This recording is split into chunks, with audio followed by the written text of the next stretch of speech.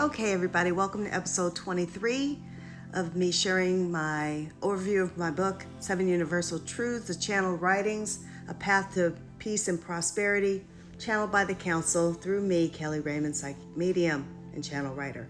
Well, welcome back. I've just, in the previous video, overviewed how after not speaking to my ex for 3 years, after having been serial cheated on, I'm looking over sitting at a stoplight and there's his monkey ass right there in the car. Now, the pathway to healing, y'all, is sometimes layered, okay? So I had earlier on sent a message to him through a mutual friend. Look, my book's coming out and I'm going to be talking about it. So, I speak about our experience, our story. You might want to let him know I didn't spare too much in the details. He might want to be prepared for that. I since changed my feeling on it, though, because really, healing had happened in those 2 months before I saw him in this moment in the car. And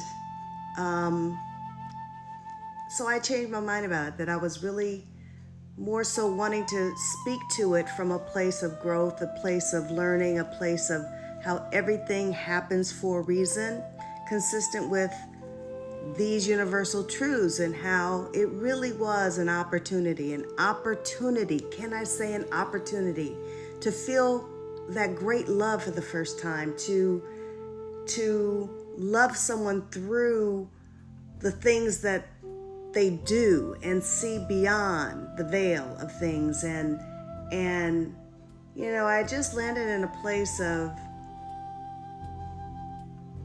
unconditional love, compassion,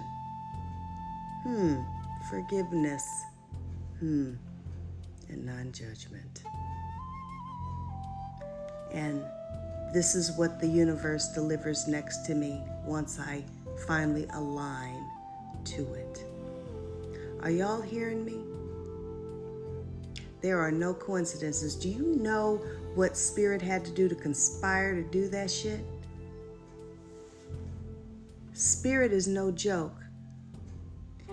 We have great powers of manifestation when we align and do our work. So I look over. He must have felt my energy because he looks over. Both of us are in different cars than what we had known of. And I rolled my window down and I looked at him. I said, wow. I said, I need to talk to you. He looks over at me, looks back in front of him. He looks back over and says, I have nothing to say to you. And rolls the window up. Now let me say something.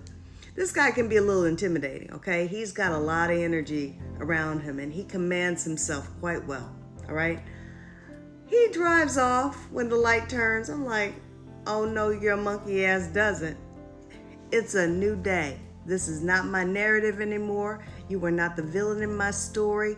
This is a closed chapter in my life. I am choosing a different story. And I tucked in behind him and I drove all the way, followed him to his house. He was opening his gates up to the golf course, followed him right on through. I still got the code. They could have closed on me. I was going to go in there anyway. Do I look like I fear much? Drove in. He's opening up his garage. I pull into his driveway. He's tight. Tight. When I say tight. Now, I'm going to let this video play all the way through. This is going to be a little long because we're going to get through this because I don't want to have to revisit it. How's that? So, and this is a look at God moment. He's standing in his driveway, in his garage, and I get out. And I'm like, no, we're not doing that. I said, look,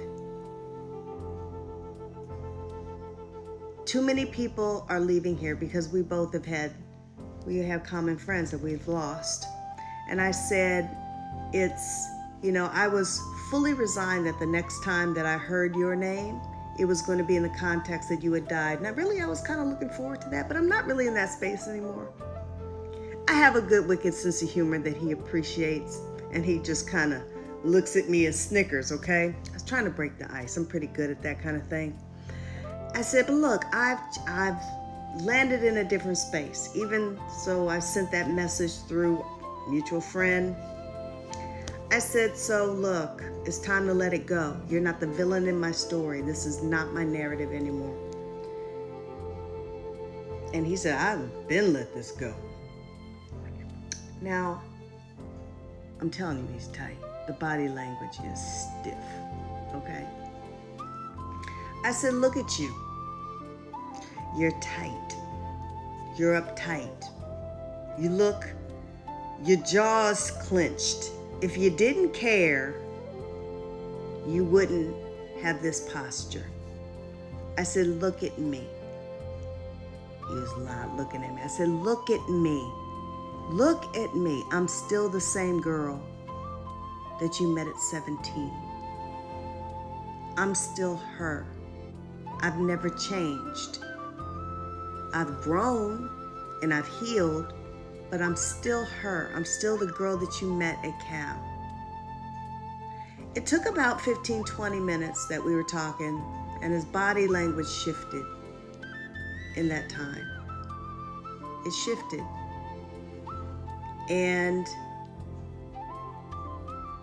I think it was at some point where I actually said, I'm okay. I really am. Everything needed to happen for me to grow. And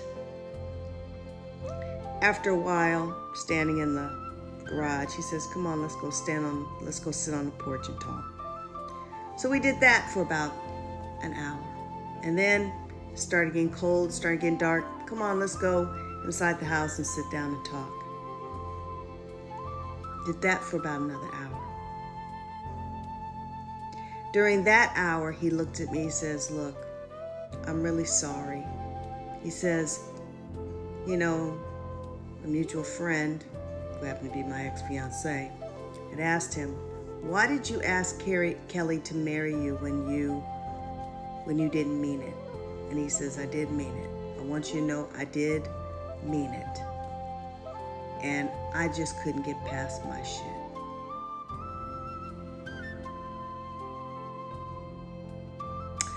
True healing is when you don't even need the apology anymore. I didn't need the apology. I just said, I know. But thank you for that. Then I said, I'm hungry. Feed me something. We went in his kitchen. He made me something to eat. He's sitting on the counter and says, Red, I could have never called this yesterday. Because we must have been talking for about 4 hours. He said, I can never stay mad at you. And I looked at him and said, why the fuck would you be mad at me? So we had some moments of levity. But I heard him, and through the course of that conversation, he heard me, but he had been hearing me. He had heard me for a long, long time. So when I was ready, I think that was meant for closure. I already had closure, but it was a release to some degree. I felt like, much like when I was walking past that breezeway when I finally made my decision I was going to ask my husband for a divorce, it was much the same. Levity, healing, and the freedom that comes with healing and still maintaining a sense of unconditional love, compassion, forgiveness, and non-judgment. Until the next video, namaste.